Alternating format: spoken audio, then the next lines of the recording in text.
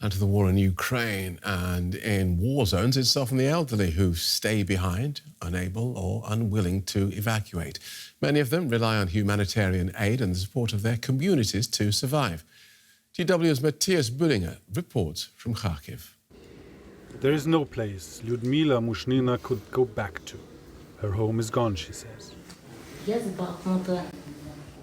I am from Bakhmut, the fortress, where everything is destroyed. My apartment lies in ruins and I was left barefoot on the street. There's nothing left.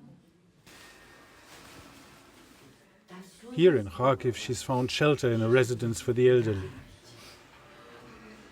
At first, she tried to survive on her own with her savings. But an eye disease left her almost blind, complicating everything. Who will rent an apartment to me, 82 years and blind? Everybody says we don't have the funds to buy a new one afterwards. What if she blows up the apartment by accident, renting out to a blind person? Things started happening here at the beginning of the war. Kharkiv was under attack and many people, including social workers, fled the city. Volunteers like Olha became a first point of contact.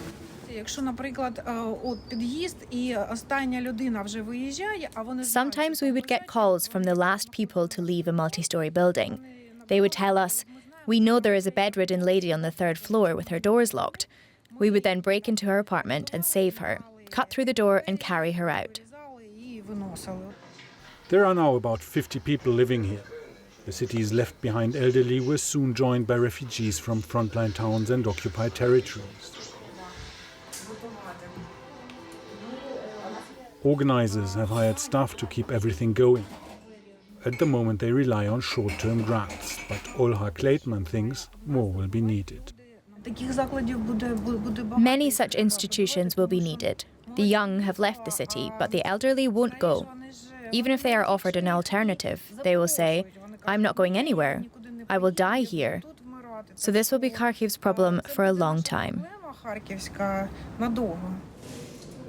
These are her visions for the future.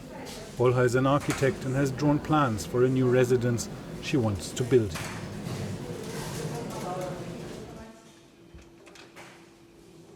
For now, the old building, a former dormitory, has to do. It's a tight fit with two to a room.